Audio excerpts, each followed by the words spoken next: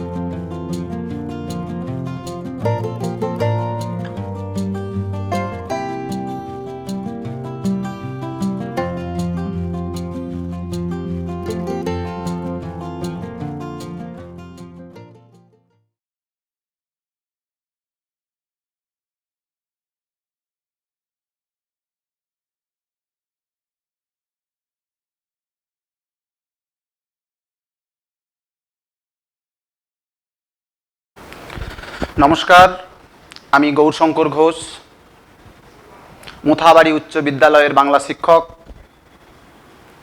তোমরা জানো, বর্তমান করোনা পরিস্থিতিতে বিদ্যালয়ের পঠন পাঠন সব বন্ধ রয়েছে। এরকম পরিস্থিতিতে মালদা জেলা প্রশাসন একটা সুন্দর উদ্যোগ নিয়েছে তোমাদের কাছে শিক্ষা ব্যবস্থাটাকে পৌঁছে দিতে। মালদা জেলা প্রশাসনের এই উদ্যোগকে আমি সাধুবাদ জানাই। এই মুহূর্তে তোমরা যারা টিভির সামনে বসে রয়েছো, দশম শ্রেণীর ছাত্রছাত্রীরা, তোমাদের মালদা জেলা ই পাঠশালায় স্বাগত জানাই। আমি আজকের এই ক্লাসে দশম শ্রেণীর ছাত্রছাত্রীদের জন্য একটি কবিতা পড়াবো। কবিতাটির নাম অসুখী একজন। লিখেছেন কবি পাবলো নেরুদা। তাহলে পড়ানোর আগে তোমাদের বলবো, তোমরা একটি খাতা, একটি বই এবং এই যে পাঠ্যপুস্তকটা সেটা হাতে নিয়ে নেবে। আমিও হাতে নিয়ে নিয়েছি, তোমরাও নিয়ে নাও। কেমন? ঠিক আছে? তাহলে তোমরা একটু বোর্ডের দিকে খেয়াল করো।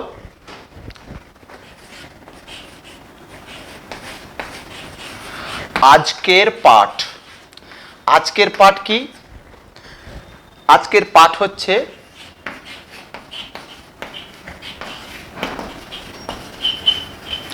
অসুখী একজন। কবি পাবলো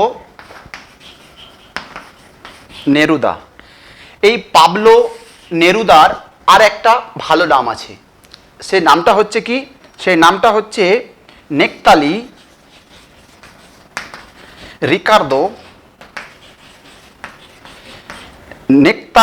রিকার্দো রেস বাসোয়ালতো।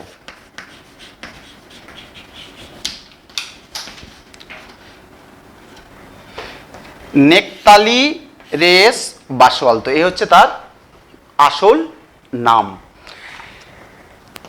কবির নাম শুনে আমরা বুঝতে পারছি কবি কিন্তু বিদেশি কবি। কবি হচ্ছেন কোথাকার কবি? চিলি দেশের কবি। দক্ষিণ আমেরিকা মহাদেশের অন্তর্গত চিলি, সেই চিলি দেশের কবি হচ্ছেন, চিলিয়ান কবি হচ্ছেন পাবলো নেরুদা। ঠিক আছে? তো এই যে অসুখী একজন, এই অসুখী একজন কবিতাটা কিন্তু পাবলো নেরুদা লেখেননি, বা এই কবিতা তিনি এই ভাষায় লেখেননি। এই ভাষাটা তর্জমা করা হয়েছে। তোমরা দেখবে কবিতার শেষে একেবারে লেখা রয়েছে, দেখো, তর্জমা নবারুণ ভট্টাচার্য। তো এই কবিতা অসুখী একজন কবিতা তাহলে কিন্তু এই নামে ছিল না, অন্য কোনো নামে ছিল। আমি বলছি তার আগে আমি জেনে নেব যে এই কবিতাটাকে তর্জমা বা অনুবাদ কে করেছেন। তর্জমা করেছেন কে করেছেন? নবারুণ ভট্টাচার্য।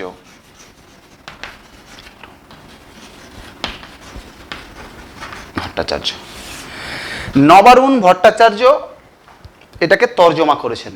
তর্জমা মানে অনুবাদ করেছেন। এখন প্রশ্ন হলো যে তিনি কোন ভাষা থেকে তর্জমা করলেন? বাংলা ভাষায় যে অসুখী একজন তিনি লিখলেন অনুবাদ করে, তিনি কোন ভাষা থেকে লিখলেন? তো চিলির যে সাহিত্য ভাষা সেটা হচ্ছে স্প্যানিশ ভাষা। এই স্প্যানিশ ভাষার কোনো একটা কবিতাকে তিনি অনুবাদ করেছেন, আমরা কিন্তু বলবো। তাহলে তর্জমা করেছেন নবারুণ ভট্টাচার্য। এই নবারুণ ভট্টাচার্যকে একটু আমরা জেনে নিই। নবারুণ ভট্টাচার্য হচ্ছে বাংলা সাহিত্যের খ্যাতনামা লেখিকা মহাশ্বেতা দেবী তার পুত্র। এবং নবারুণ ভট্টাচার্যের পিতার নাম হচ্ছে বিজন ভট্টাচার্য। খুব বিখ্যাত নাট্যকার ছিলেন, দারুণ দারুণ নাটক লিখতেন তিনি। তো খুব প্রতিভাবান ঘরের প্রতিভাবান সন্তান, ঠিক আছে। তো নবারুণ ভট্টাচার্য যে অনুবাদ করে এই অসুখী একজন কবিতাটা আমাদের এখানে যে পাঠ্য হয়েছে সেটা যে করলেন, সে কোথায় রাখলেন? তিনি একটা কাব্যগ্রন্থের মধ্যে বা কাব্যগ্রন্থের অন্তর্ভুক্ত করলেন। সে কাব্যগ্রন্থের নাম হচ্ছে কি? বিদেশি ফুলে রক্তের ছিটে। তাহলে বিদেশি ফুলে রক্তের ছিটে এই কাব্যগ্রন্থে অসুখী একজন কবিতাটা রয়েছে, রাইট। এবার অসুখী একজন কবিতাটাকে তো তর্জমা করা হয়েছে কোন ভাষা থেকে? বললাম স্প্যানিশ ভাষা থেকে। তো স্প্যানিশ ভাষাতে এই কবিতাটার নাম কি ছিল? অসুখী একজন এই কবিতাটার নাম ছিল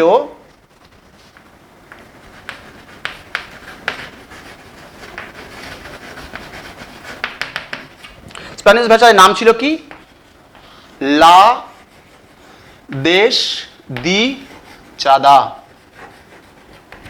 ঠিক আছে, এই লা দেশ দি চাঁদা নামে কিন্তু এই কবিতাটা ছিল। তাহলে এই যে কবিতাটা কার লেখা? পাবলো নেরুদার লেখা। তো লা কোন ভাষায় লেখা? স্প্যানিশ ভাষায় লেখা। এবার স্প্যানিশ ভাষায় যে লা দেশ দি চাঁদাটা লেখা হয়েছে সেটাও কিন্তু একটা কাব্যগ্রন্থের অন্তর্ভুক্ত রয়েছে। এখানে অনেকগুলো কবিতা আর কি হয়েছে? একত্রিত রয়েছে। তো সেটা কোথায়? যদি বলি অসুখী একজন কবিতার মূল উৎস গ্রন্থ কোনটি, তাহলে আমরা চলে যাব মূল উৎস বা মূল কাব্য। মূল কাব্য হচ্ছে কি? মূল কাব্য হচ্ছে এক্সট্রা ভাগারিয়া।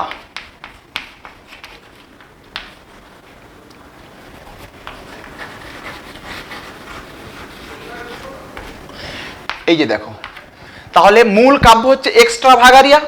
এই এক্সট্রা ভাগারিয়ার অন্তর্ভুক্ত অনেকগুলো কবিতা আছে, তার মধ্যে একটা হচ্ছে লা দেশ দি চাঁদা। আর লা দেশ দি চাঁদা থেকে আমাদের নবারুণ ভট্টাচার্য কি করলেন? বাংলায় অনুবাদ করলেন অসুখী একজন। কথা পরিষ্কার? তোমরা এই ইনফরমেশনগুলোকে খাতায় সাজিয়ে নাও, ঠিক আছে। আশা করি তোমরা আমার সাথে সাথে খাতা পেনে লেখালেখি করছো, লিখে নাও এই তথ্যগুলো, ঠিক আছে। এবার আমরা পড়াতে চলে যাব কি? মূল কবিতাটি, রাইট। পড়াতে যাচ্ছি, তাহলে এগুলো আমি মুছে দিই।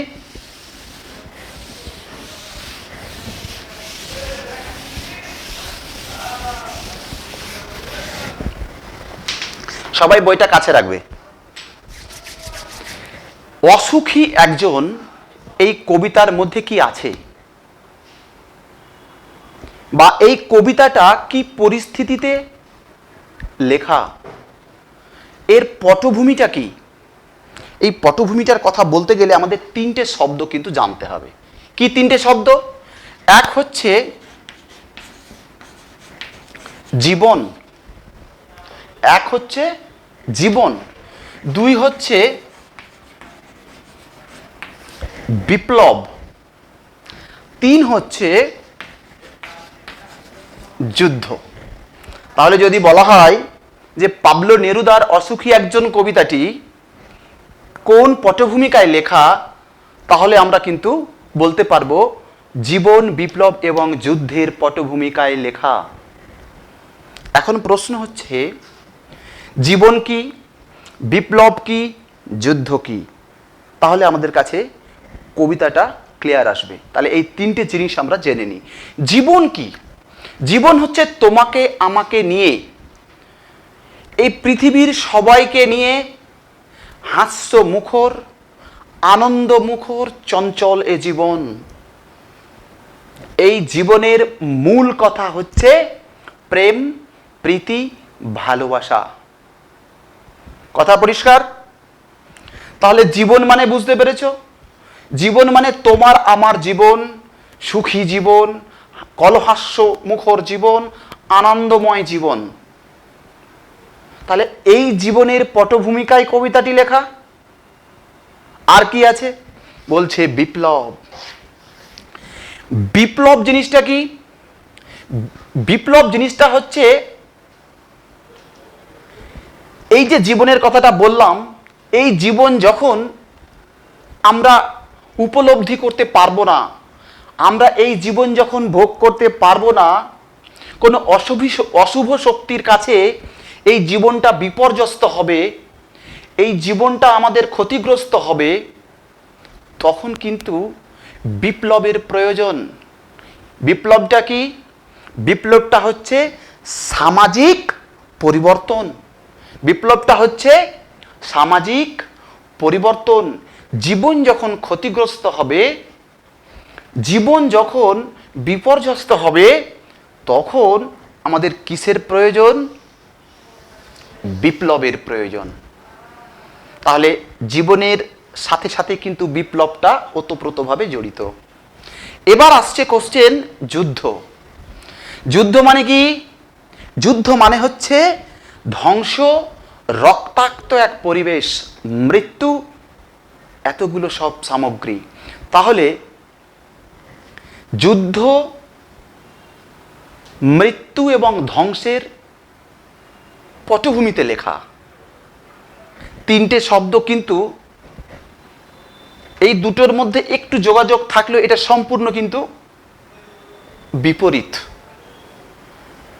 এটাতেই কিন্তু এটা বিপর্যস্ত হয়, অর্থাৎ যুদ্ধতেই জীবন বিপর্যস্ত হয়, তাই না?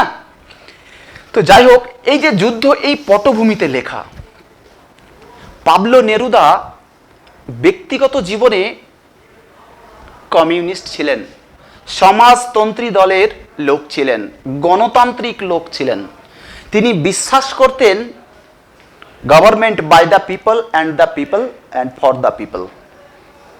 এই মন্ত্রে তিনি বিশ্বাস করতেন, অর্থাৎ জনগণ জনগণের জন্যই, জনগণের স্বার্থে, তাদের সুখ দুঃখ ভালোবাসা প্রত্যেকটার ভাগিদার এবং অংশীদার আমরা প্রত্যেকেই।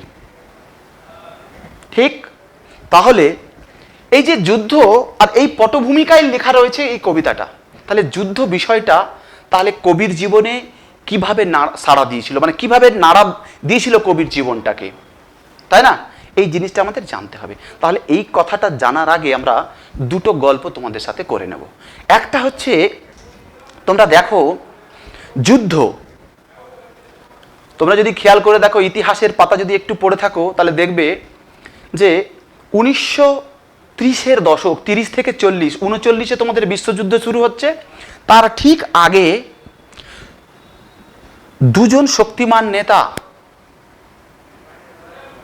সারা বিশ্বের মধ্যে তারা এক নায়কতন্ত্র প্রতিষ্ঠা করতে চেয়েছিল। এই এক নায়কতন্ত্র কি? এই এক নায়কতন্ত্র হচ্ছে আমি সর্বশ্রেষ্ঠ, আমি যেটা বলবো সেটাই হচ্ছে সংবিধান, সেটাই হচ্ছে নিয়ম। দুজন শক্তিমান, তোমরা ইতিহাসের নাম শুনে থাকবে, মুসোলিনি আর একটা হচ্ছে হিটলার। এই সময়ের সীমাতে তোমার 30 থেকে 40-এর দশক, এই সময়ে দুটো শক্তিমান নেতার জন্ম হয়েছিল। মানে এই শক্তিমান নেতার জন্ম নয়, মানে শক্তিমান নেতারা বিশ্বকে চোখ রাঙিয়েছিল। কিভাবে? সারা বিশ্বে তারা চেয়েছিল এক নায়কতন্ত্র প্রতিষ্ঠা করতে, না আমি যেটা বলবো সেটাই শেষ কথা। এই সময় 1935 সালে কবি কোথায় ছিলেন? কবি স্পেনে ছিলেন। তাহলে একটা স্পেনের ঘটনা বলবো, আর কবির দেশে একটা ঘটনা বলবো, সেটা হচ্ছে 1945 সালের ঘটনা, 45-46 সাল, 2 বছর তিনি চিলিতে ছিলেন।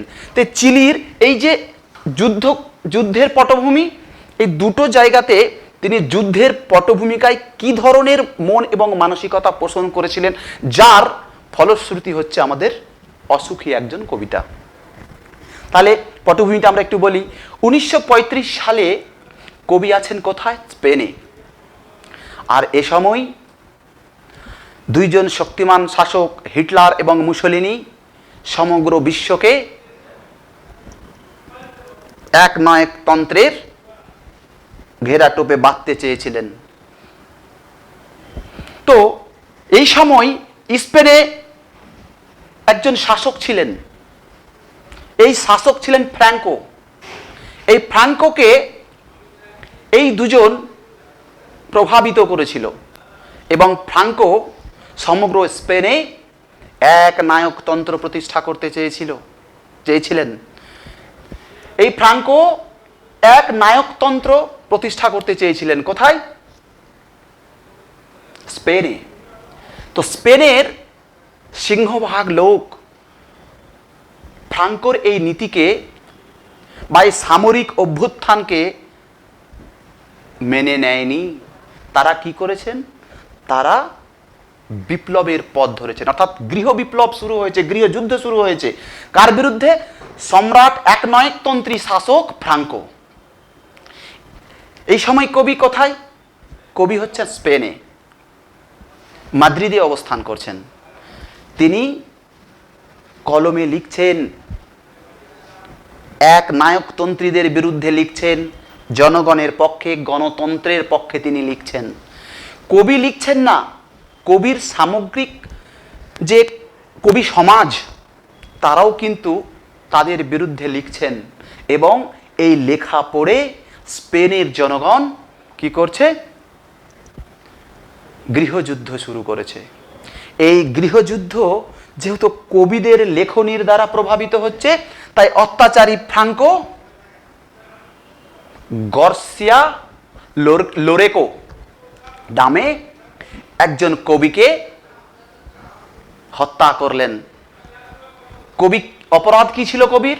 কবি বলেছিলেন, আপনারা যেটা পিস্তল দিয়ে করতে পারেন না, আমি সেটা কলম দিয়ে করে দিয়েছি। আপনারা যেটা পিস্তল দিয়ে করতে পারেন না, সেটা আমি কলম দিয়ে করে দেখিয়ে দিয়েছি, এই লেখনীর শক্তি দিয়ে করে দেখিয়ে দিয়েছি।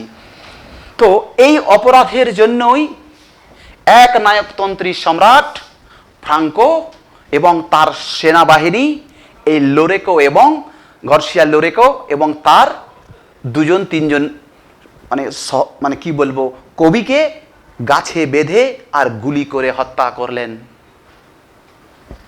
কবি পাবলো নেরুদা প্রতিবাদে গর্জে উঠলেন, তিনি আরো ভয়ঙ্কর হয়ে উঠলেন এবং এক নায়কতন্ত্রের বিরুদ্ধে এই যে জীবন, ভালোবাসার জীবন, একে বাঁচাতে তিনি লেখনী ধরলেন আর লিখলেন একাধিক যুদ্ধবিরোধী কবিতা।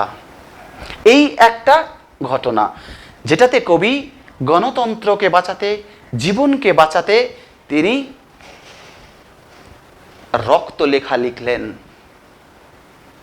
আর একটা ঘটনা, কবি যে দেশের বাসিন্দা, কোথাকার? চিলি, দক্ষিণ আমেরিকা মহাদেশের চিলি দেশের তিনি নাগরিক। সেখানেও কিন্তু এক নায়কতন্ত্রী সম্রাট গঞ্জালেস ভিদেলা তিনি রাজত্ব করছেন। আর ওই দেশে সালটা 1945, এদিকে 35-এর গল্প বললাম, আর 35-36 আর স্পেনের ঘটনা, গৃহযুদ্ধ। আর এখন বলছি আমি 1945-46, যেটা চিলিতে হয়েছে। কবি তখন চিলিতে অবস্থান করছিলেন এবং চিলিতে গঞ্জালেস ভিদেলার নেতৃত্বে এক নায়কতন্ত্রীর সম্রাটের চোখ রাঙানিতে চিলিবাসী অতিষ্ঠ হয়ে উঠেছিল। আর তিনি কমিউনিস্ট ছিলেন, তিনি সমাজতন্ত্রী দলের হয়ে তার বিরুদ্ধে লেখালেখি করতে শুরু করলেন। যেই তিনি তার বিরুদ্ধে লেখালেখি করতে শুরু করলেন, জনগণকে তাতিয়ে দিতে শুরু করলেন, তার বিরুদ্ধে বিপ্লব দাঁড় করানোর চেষ্টা করলেন, তখনই রাজরোষে পড়ে গেলেন কে? Pablo Neruda.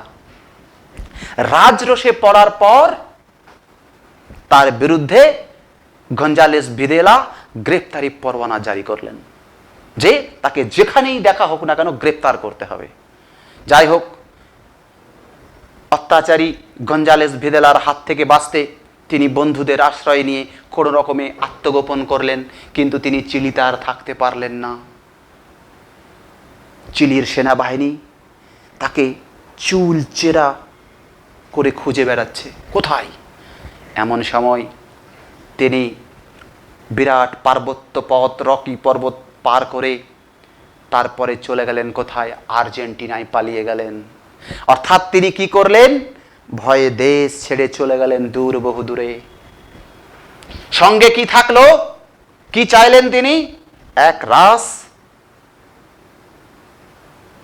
আশা, কি গণতন্ত্র প্রতিষ্ঠিত হবে। তিনি বাইরে থেকে লেখালেখি করে তিনি গণতন্ত্র প্রতিষ্ঠার পক্ষে আর লেখা চালিয়ে গেলেন। কোথার থেকে? আর্জেন্টিনা থেকে। যাই হোক, তিনি কিন্তু দেশ ছাড়া হয়ে গেলেন। তো তার জীবনে ভয়ঙ্কর যে যুদ্ধ, এই যুদ্ধের কিন্তু একটা প্রভাব রয়েছে। তাই এই যে অসুখী একজন কবিতা, এই অসুখী একজন কবিতার মধ্যেও কিন্তু এই যুদ্ধের প্রভাব রয়েছে এবং এই পটভূমিতেই কবিতাটি লেখা রয়েছে। তাহলে বুঝতে পেরেছি আমরা যে যুদ্ধের মধ্যে, কবিতার মধ্যে কি কি আছে। এক হচ্ছে জীবন, দুই হচ্ছে বিপ্লব, তিন হচ্ছে যুদ্ধ। তো যুদ্ধ সম্পর্কে আমরা জানলাম যে কিরকম একনায়কতন্ত্রী সম্রাটরা কিভাবে মানুষের উপর এই জীবনের অশান্তির কারণ হয়ে দাঁড়িয়েছিল, মানুষের ভালোবাসার পরিপন্থী হয়ে উঠেছিল। তারপরে কি চাইলো? পরিবর্তন চাইলো। বিপ্লব, বিপ্লব মানে হচ্ছে সামাজিক পরিবর্তন। তো কিসের পরিবর্তন চাইলো? ওই যে অত্যাচারী মানুষগুলো আর যারা কি করছে, মানুষের মধ্যে একটা আতঙ্ক তৈরি করছে, সেই আতঙ্ক থেকে সরিয়ে আনতে তারা বিপ্লবের পথ বেছে নিল। অর্থাৎ পরিবর্তন, এই পরিবর্তন কিসের মাধ্যমে? লেখনির মাধ্যমে পরিবর্তন। বোঝা গেছে? তাহলে আমি পরিপ্রেক্ষিতটা তোমাদের বোঝাতে পেরেছি। এখন প্রশ্ন হচ্ছে যে কবিতাটা আমাদেরকে পড়তে হবে। প্রশ্ন কি? এখানে কিছু জায়গা রয়েছে কবিতার মধ্যে যেগুলো খুব সুন্দরভাবে না বুঝলে কবিতাটা কিন্তু আমাদের কাছে অধরা থেকে যাবে। তো আমি যথারীতি সাধ্য মতো চেষ্টা করছি তোমাদের কাছে এই কবিতাটাকে যাতে দুর্বোধ্য না লাগে, খুব সহজ হয় সেটা ব্যাখ্যা দিতে। কেমন? তোমরা সকলেই বইটা হাতে নাও। আশা করি সকলে বই হাতে নিয়ে নিয়েছো। দেখো, বলছে কবিতাটা শুরু, আমি তাকে ছেড়ে দিলাম, অপেক্ষায় দাঁড় করিয়ে রেখে দরজায়, আমি চলে গেলাম দূর ডট ডট ডট দূরে। কি বলছে?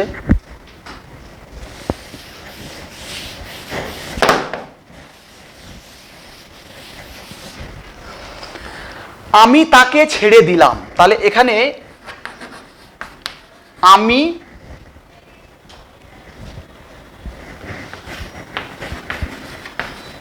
তাকে ছেড়ে দিলাম, তো দুটো জিনিস কিন্তু আমাদের কাছে ক্লিয়ার। এই দুটো জিনিসকে যদি আমরা ভালো করে বুঝে নিতে পারি তাহলে কবিতাটা কিন্তু আমাদের কাছে স্পষ্ট হয়ে যাবে। আমি তাকে ছেড়ে দিলাম, অপেক্ষায় দাঁড় করিয়ে রেখে দরজায়, আমি চলে গেলাম দূর দূরে। আচ্ছা, আমি কে?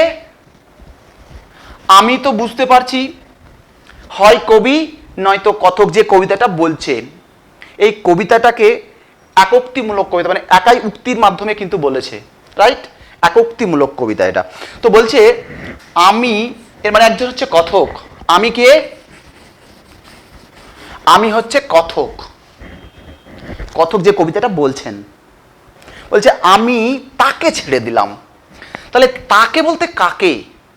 তাহলে এখানে তাকে বলতে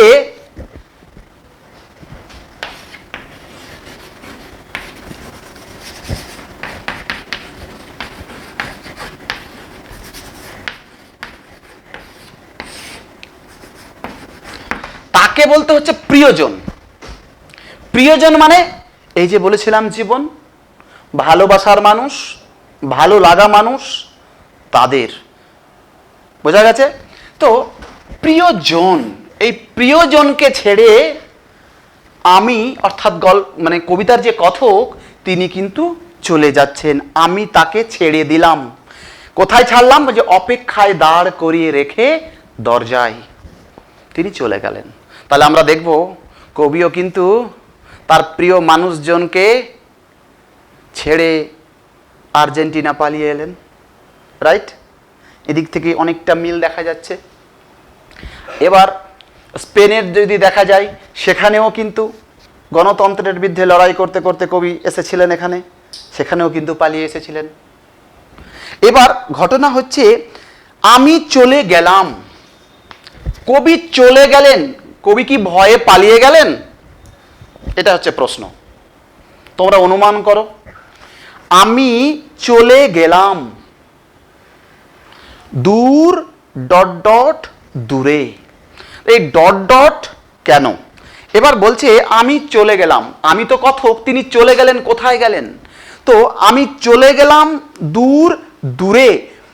বিপ্লব বা সামাজিক পরিবর্তন, এই জন্য বিপ্লব করবে বলে বা সামাজিক পরিবর্তন আনবে বলে তিনি কিন্তু চলে গেলেন। কোথায় চলে গেলেন? দূর দূরে। এই যে দূর এবং দূরে মানে বহু দূরে চলে গেলেন, তাই না? তো দূর দূরে তিনি কেন গেলেন? তিনি দূরে গেলেন একটা অনিশ্চিত ভবিষ্যতের দিকে গেলেন। অনিশ্চিত ভবিষ্যৎটা কি? অনিশ্চিত ভবিষ্যৎটা হচ্ছে আমি পরিবর্তন আনব, এই বিশ্বাস। কিন্তু পারবো কি? নাও পারতে পারে। তাই মনে একরাশ বিশ্বাস নিয়ে তিনি চলে গেলেন দূর এবং দূরে। ঠিক আছে? আমি চলে গেলাম, কি জন্য গেলাম? সামাজিক পট পরিবর্তনের স্বার্থে, আমি বিপ্লবের স্বার্থে ছেড়ে চলে গেলাম। রাইট? চলে গেলাম কোথায়? দূর দূরে। বহুদূর কেন বলেছে?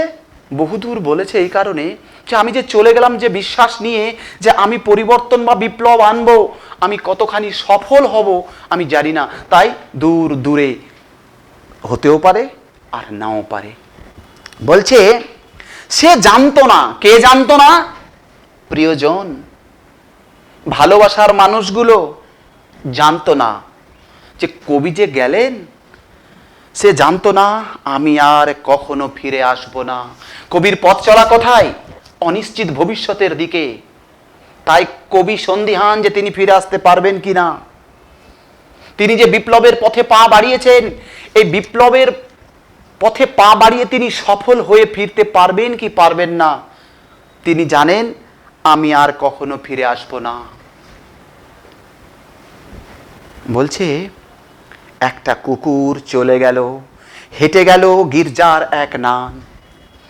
তাহলে দেখো চলে গেছে অনিশ্চিত ভবিষ্যতের দিকে কবি। এবার বলছে একটা কুকুর চলে গেল, হেঁটে গেল গির্জার এক নান। জীবন কোন জীবন? সমাজ জীবন। সমাজ জীবন কিন্তু একটা নির্দিষ্ট ছন্দে এগিয়ে চলেছে, থেমে থাকেনি। কবি বিপ্লবের জন্য দেশ ছেড়ে চলে গেছেন দূর দূরে। থমকে গেছে কি সবকিছু? থমকে যায়নি। তাই থমকে যায়নি এই কথাটা বোঝাতে, মানে সমাজ, এই সমাজ জীবন যে নিজ গতিতে চলছে এই কথাটা বোঝাতেই কবি বলেছেন একটা কুকুর চলে গেল নিজস্ব ছন্দে, হেঁটে গেল গির্জার এক নান। নান হচ্ছে মঠবাসিনী বা সন্ন্যাসিনী। তারা নিজের কাজে নিজের ছন্দে তারা যাচ্ছেন। কবি কিন্তু নেই, কবি চলে গেছেন বিপ্লবের স্বার্থে দূর থেকে দূরে। কবির জন্য কোনো সামাজিক ঘটনা থমকে নেই, তারা নিজস্ব ছন্দে নিজস্ব গতিতে এগিয়ে চলেছে। এই কথাটা বোঝাতেই কবি পাবলো নেরুদা বলেছেন একটা কুকুর চলে গেল, হেঁটে গেল গির্জার এক নান। পরিষ্কার। তারপরেই দেখো লিখছে, একটা সপ্তাহ আর একটা বছর কেটে গেল। এই যে চেনা ছন্দগুলো, নান চলে গেল, কুকুর হেঁটে গেল, এই যে চেনা ছন্দ, এই চেনা ছন্দে কিন্তু সময় অতিবাহিত হয়ে যাচ্ছে। প্রহর কিন্তু থেমে থাকে না। Time and tide wait for none. সময় স্রোত কারোর জন্য অপেক্ষা করে না। কবি চলে গেছেন, আর সেই সঙ্গে সঙ্গে কবি এখানে লিখেছেন, একটা সপ্তাহ একটা বছর কেটে গেল। সময়ের যে ছোট ছোট এককগুলো, সেকেন্ড, মিনিট, ঘন্টা, দিন, সপ্তাহ, পক্ষ, মাস, বছর, ছোট ছোট করে সব কেটে গেল। সময়ও নিজের ছন্দে অতিবাহিত হয়ে গেল।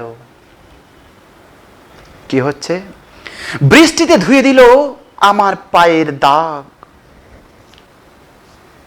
অনেক দিন হলো কবি বিপ্লবের স্বার্থে বেরিয়ে চলে গেছেন দূর থেকে দূরে।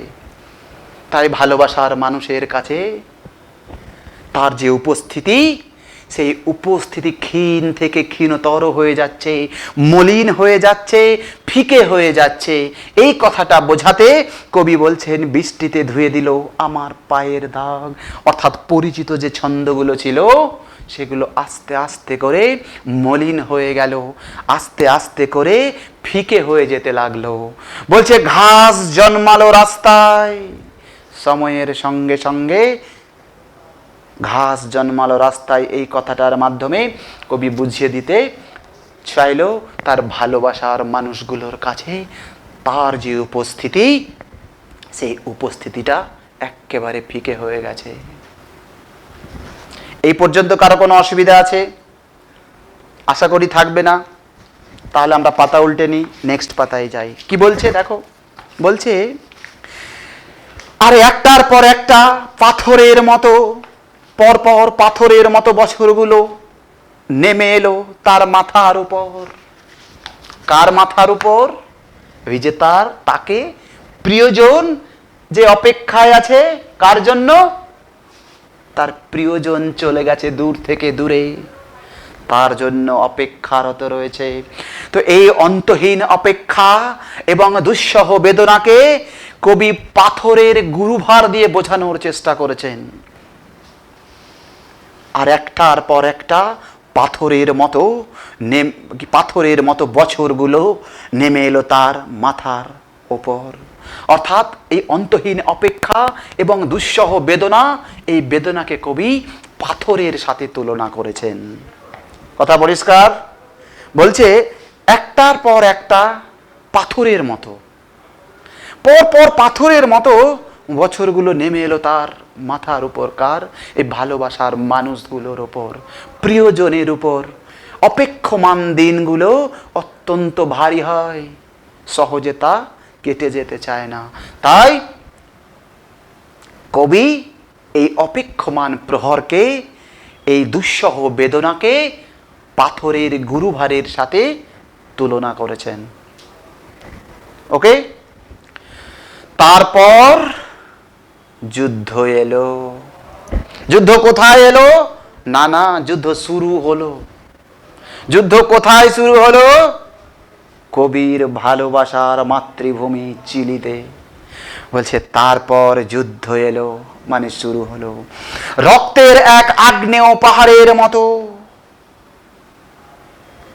ভয়ঙ্কর যুদ্ধ। যুদ্ধ মানে তো ভয়ঙ্কর। এই যুদ্ধের ধ্বংস এবং মৃত্যু এবং ভয়ঙ্করতাকে বোঝাতে কবি যুদ্ধকে রক্তের এক আগ্নেয় পাহাড়ের সাথে তুলনা করেছেন। রক্তের আগ্নেয় পাহাড় যে জ্বলন্ত ম্যাগমা স্ফুরিত হয় স্ফুলিঙ্গের মতো, সেটা যেমন ভয়ঙ্কর এবং ধ্বংসাত্মক, ঠিক তেমনি যুদ্ধটাও ধ্বংসাত্মক। এবং সেটা চিলির বুকে আছড়ে পড়ল। শুরু হলো চিলিতে যুদ্ধ। বলছে, শিশু আর বাড়িরা খুন হলো। শিশু খুন হলো, বাড়িরা খুন হলো।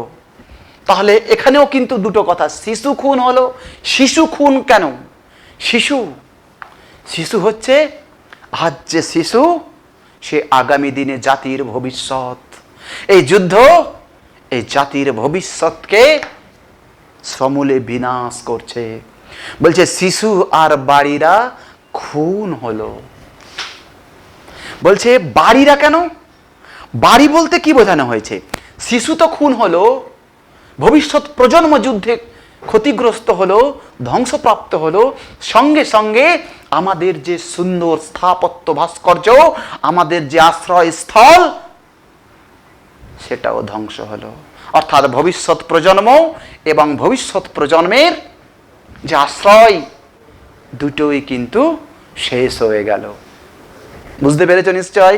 তাহলে শিশু আর বাড়িরা, শিশু মানে আমাদের ভবিষ্যৎ প্রজন্ম, আর বাড়িরা খুন হলো মানে কি মনে পড়ছে?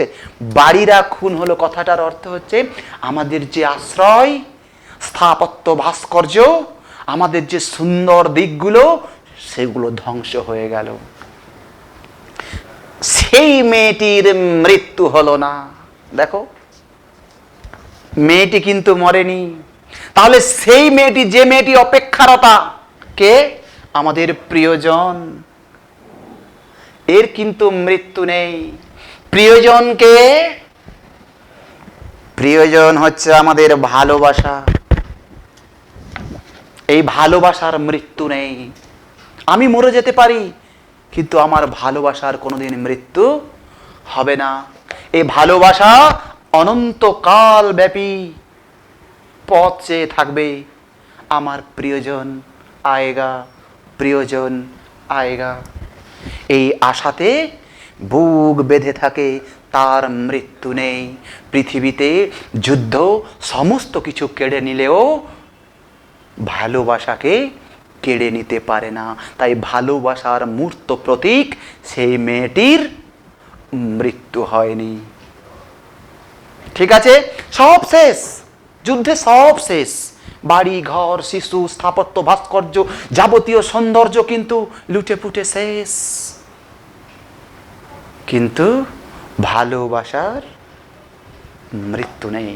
তাই ভালোবাসার মূর্ত প্রতীক সেই মেয়েটি আজও অপেক্ষমান, আজও আশায় বুক বেঁধে আছে। পরিবর্তন আনতে গেছে কে? কথক। আয়েগা, আয়েগা। কিন্তু কথক নিশ্চিত নন যে তিনি সাফল্য পাবেন কিনা, তিনি ঘুরে আসবেন কিনা। এই যে এই কবিতার লাইনে বলেছে, সে জানতো না আমি আর কখনো ফিরে আসবো না। রাইট? যাই হোক, সমস্ত সমতলে ধরে গেল আগুন, যুদ্ধের আগুন সমস্ত চিলিকে পুড়িয়ে মারল। সমস্ত সমতলে ধরে গেল আগুন, যুদ্ধের ভয়াবহতা আস্তে আস্তে সমগ্র চিলিকে গ্রাস করে নিল। কি বলছে? শান্ত হলো দেবতারা, যারা হাজার বছর ধরে ডুবেছিল ধ্যানে, উল্টে পড়ল মন্দির থেকে টুকরো টুকরো হয়ে। তোমরা এই লাইনটা একটু গুরুত্ব সহকারে দেখো।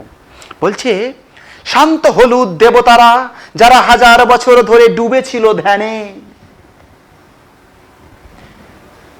উল্টে পড়ল মন্দির থেকে টুকরো টুকরো হয়ে। এই যে শান্ত এবং হলুদ দেবতা, কেন? শান্ত হচ্ছে নিষ্ক্রিয়তার প্রতীক, শান্ত। আর হলুদ কেন? হলুদ হচ্ছে প্রাচীন এবং পাণ্ডুর। তোমরা দেখবে যে গাছ, মানে সবুজ গাছ দেখেছো, ওই সবুজ গাছের মধ্যে যে প্রথম পাতাগুলো হয়, তাদের বয়স আস্তে আস্তে বাড়তে থাকে, গাছটা উপর দিকে উঠতে থাকে, আরো নতুন নতুন পাতা গজায়, আর শেষের দিকে নিচের পাতাগুলো কি হয়ে যায়? হলুদ হলুদ হয়ে যায়, তারা পাণ্ডুবর্ণ হয়ে যায়, তারা নিষ্ক্রিয় হয়ে যায়। তো আমাদের যে দেবতা, এতদিন যারা মানুষকে কি করেছিল? রক্ষা করে এসেছিল, এই বিশ্বাস নিয়ে বসেছিল মানুষ যে দেবতারাই আমাদেরকে রক্ষা করবে, সেই দেবতা আজকে শান্ত, নিষ্ক্রিয়, হলুদ হয়ে গেছে, পাণ্ডুবর্ণ হয়ে গেছে, তাদের মধ্যে প্রাণ নেই। আমাদের যে বিশ্বাস দেবতারা আমাদের রক্ষা করবে বিপদের দিনে, ক্ষমতা নেই, কারণ দেবতা আজকে শান্ত আর হলুদ হয়ে রয়েছে।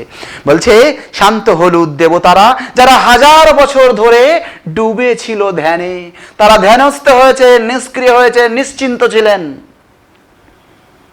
স্বপ্ন দেখছিলেন কি? কি স্বপ্ন দেখছিলেন দেবতারা? তারা স্বপ্ন দেখছিলেন শান্ত সুন্দর পৃথিবী চলছে, চলবে। তাদের এই স্বপ্ন ছিল যে পৃথিবী সুন্দর, পৃথিবী শান্তিময়। এই সুন্দর শান্ত পৃথিবীর স্বপ্ন, এই স্বপ্নে তারা ধ্যানস্থ হয়েছিলেন দেবতারাও বহু প্রাচীন কাল থেকে। আর একবার বলি, বলছে শান্ত হলুদ দেবতারা হাজার বছর ধরে ডুবেছিল ধ্যানে, ধ্যানস্থ হয়েছিলেন, হাজার হাজার বছর ধরে মানুষের বিশ্বাস জয় করে এসেছিলেন। তারা মন্দিরে, মসজিদে, গির্জায় ধ্যানস্থ অবস্থায় ছিলেন, আর মনে মনে স্বপ্ন দেখছিলেন। কি স্বপ্ন? মানুষকে উপহার দিয়ে এসেছিলেন এই স্বপ্ন, পৃথিবী সুন্দর, শান্ত। উল্টে পড়ল মন্দির থেকে টুকরো টুকরো হয়ে। যারা অভয় দিচ্ছিল তারাই আজকে খুদ বিপদে পড়েছে, তাদের অস্তিত্ব আজ সংকটে। এই ভয়ঙ্কর যুদ্ধ তাদেরকেও ধ্বংসের শেষ কিনারায় পৌঁছে দিয়েছে। তারা উল্টে পড়েছে, ধ্বংস হয়ে গেছে যুদ্ধের তাণ্ডবে। তারা আর স্বপ্ন দেখতে পারলো না, ধ্যানস্থ হয়ে যে সুন্দর পৃথিবীর স্বপ্ন দেখছিল, আর এই স্বপ্ন আমাদেরকে দেখাচ্ছিল, আর আর তারা স্বপ্ন দেখতে পারলো না। তারাও যুদ্ধের কবলে পড়ে ধ্বংস হয়ে গেলেন, নিঃশেষ হয়ে গেলেন। এই কথা বলতে বলতে মানে এখানে একটা জিনিস ক্লিয়ার, যে কবি দৈব নির্ভরতা, যে আমাদের দৈবী যে নির্ভরতা, এটাতে একদম সম্পূর্ণ অসার, ভিত্তিহীন, সে কথাটাও কিন্তু এখানে প্রকার অন্তরে আমাদেরকে বুঝিয়ে দিতে চেয়েছেন। যে দেবতা যে নিজেকেই রক্ষা করতে পারে না, সে অন্যকে রক্ষা করবে কি করে? এই কথাটা কিন্তু কবিতা মধ্যে কবি সুচারুভাবে আমাদের সামনে বলে দিয়েছেন, যে ওরা সেটা প্রাচীন ধ্যান ধারণা, বহুদিনের পুরনো ধ্যান ধারণা, যে দেবতা রক্ষা করবে, কিন্তু আজকে প্র্যাকটিক্যাল কি? দেবতা রক্ষা করতে পারছেন না। তারাও মন্দির মসজিদ উল্টে পড়ছে, গির্জা ধ্বংস হয়ে যাচ্ছে যুদ্ধের তাণ্ডবে। তারাই তো আজ বিপদগ্রস্ত। আগে নিজের ঘর সামলাবে না আমাকে দেখবে বলো? আমাদের দেখবে?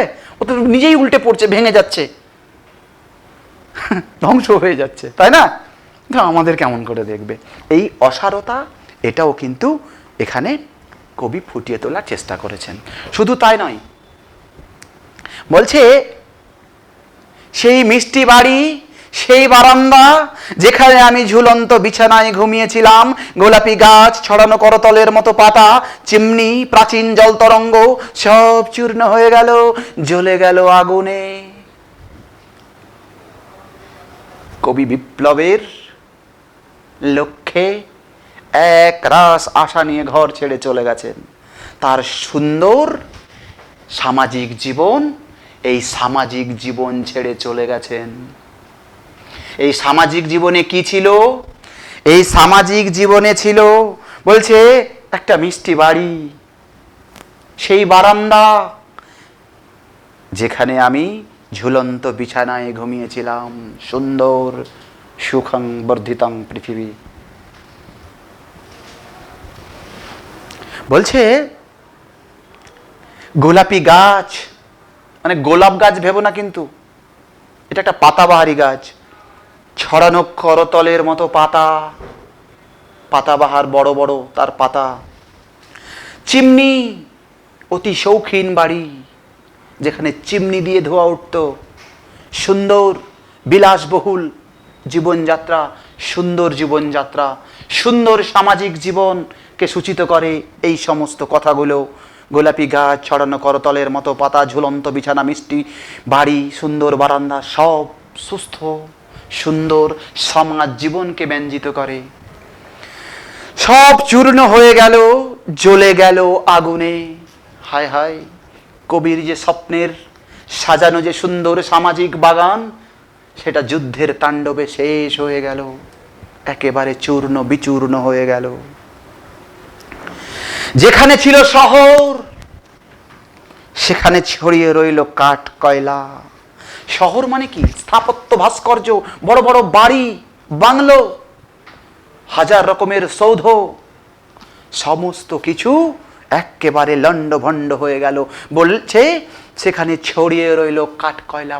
পুড়ে যে কাঠ পুড়ে যে কয়লা হয়ে যায়, সমস্ত শহর, সুন্দর সামাজিক জীবন ধ্বংস হয়ে গেল, কালো কাঠ কয়লায় পরিণত হয়ে গেল। দোমড়ানো লোহা, মৃত পাথরের মূর্তির বিভৎস মাথা, রক্তের একটা কালো দাগ। এই যুদ্ধ ভয়ঙ্কর, কিন্তু চিরস্থায়ী নয়। কিন্তু যে ক্ষত তৈরি করে দিয়ে যায়, সে ক্ষত দীর্ঘদিন আমাদের বুকের মধ্যে থেকে যায়। তো বলছে রক্তের একটা কালো দাগ। যুদ্ধ যখন শুরু হলো, তখন তাজা রক্ত যে ধ্বংস হয়েছে, মৃত্যু হয়েছে, তাদের যে তাজা রক্ত, সেই তাজা রক্তে আজও মাটি কলঙ্কিত, কালো দাগ ধরে গেছে। কালো দাগ, বলছে রক্তের একটা কালো দাগ। অর্থাৎ যুদ্ধ যে হয়েছে তার নমুনা, তার কলঙ্কজনক অধ্যায় আজ রয়েছে।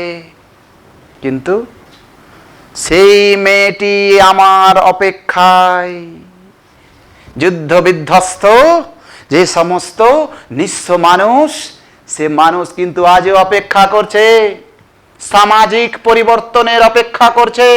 যুদ্ধ শেষে কি তৈরি হবে? সামাজিক বিপ্লবের মাধ্যমে সুন্দর জীবন আবার প্রতিষ্ঠিত হবে। তো এই যে বলছে, আর সেই মেয়েটি আমার অপেক্ষায়, এই যে প্রিয়জন, এই যে যুদ্ধ বিধ্বস্ত মানে নিঃস্ব মানুষ, তারা আজ অপেক্ষা করছে ওই সুন্দর দিনের। কার হাত ধরে? তো কবির মতো মানুষের হাত ধরে, যারা এই সুন্দর বিপ্লবের পরিবর্তনের শপথ নিয়ে ঘর ছেড়েছেন, তাদের অপেক্ষায় রয়েছেন। বলছে আর সেই মেয়েটি আমার অপেক্ষায়। মেয়েটির তো মৃত্যু হয়নি, কারণ এই সমাজে সুস্থ জীবন চেতনার মানুষগুলো